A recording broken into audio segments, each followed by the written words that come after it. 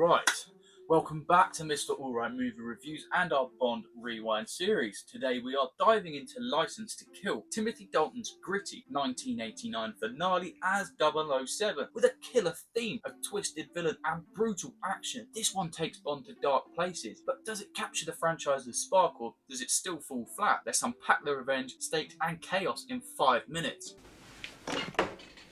Something you better understand, amigo. Loyalty is more important to me than money.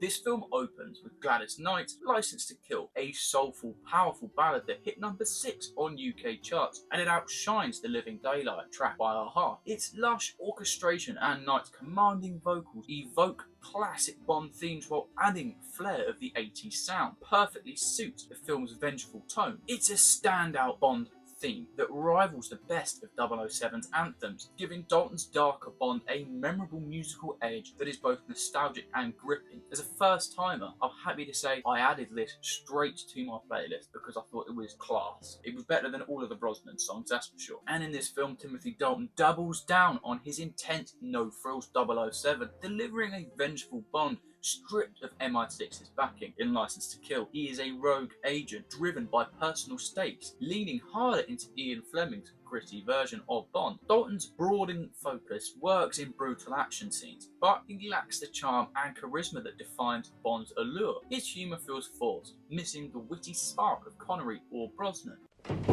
It's Ms. Kennedy, and why can't you be my executive secretary? We're south of the border. It's a man's world.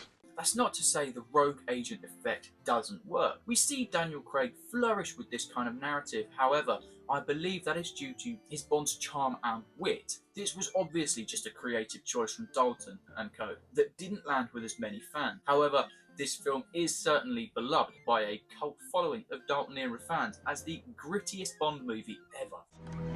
There are worse things than dying already.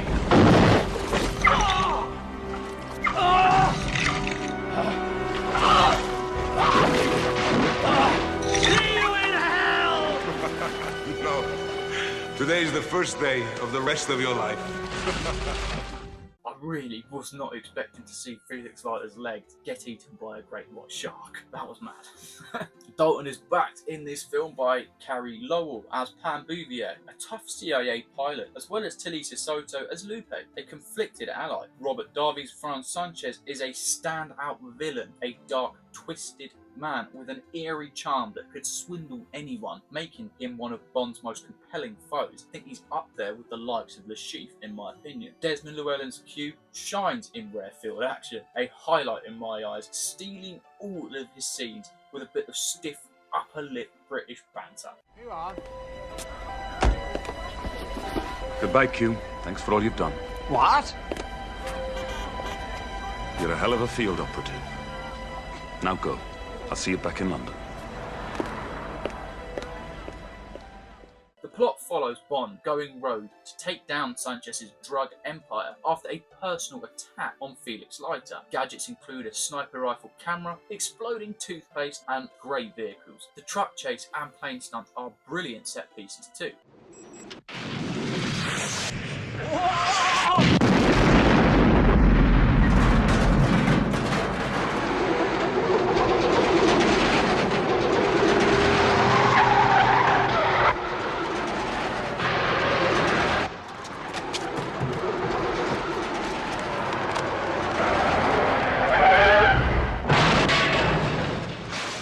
Fun fact, this was the first Bond with a PG-13 rating for its brutal violence. God, this is bloody frustrating. The bastard thing fucking stopped recording me video. So License to Kill concludes Dalton's brief era, pushing The Living Daylights' post-Soviet era grit into a darker, personal vendetta. It aims for a harder Bond, detached from MI6, but it lacks the emotional nuance Craig later effective. Sanchez's betrayal and Bond's rogue mission amplify the era's issues, ending Dalton's run on a bold but divisive note. Before Brosnan's glossier reboot, License to Kill grossed just $156 million on a $32 million budget. It did profit, but it continued the trend of underperformance compared to Moore's era. It scored 79% from critics on Rotten Tomatoes, but just 58% from audiences. Praised for great action set pieces and Sanchez's menace, but criticised for straying too far from the Bond formula. Fans call it gritty but divisive, with some loving the intensity, but others missing the 007 charm, often ranking it as the franchise's worst or one of the lower performing movies in the franchise, I should say. However, it certainly has a cult following that I mentioned earlier,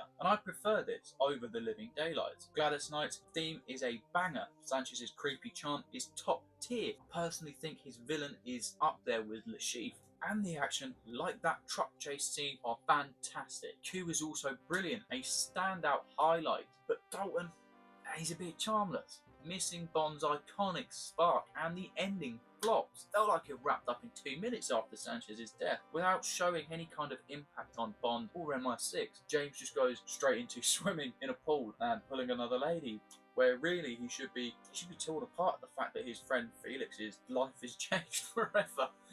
Yeah. I don't know, just felt like it missed. Anyway, I still give it a 7 out of 10 for trying, because it was a clear inspiration for the Craig reboot, and the action set pieces were very entertaining. It was much better than The Living Daylights. But anyway, drop your thoughts on this film in the comments below, because that's License to Kill in the bag. Next, we rewind to Roger Moore. The very start with Live and Let Die in 1973. If the Bond Rewind series has got you shaken and not stirred, then smash like and subscribe for our 26 episode ranking, and binge my playlist in the description below. Huge thanks to Jagex for the old school RuneScape music, and thanks for watching, my friends. Take care and stay alright. See you next time.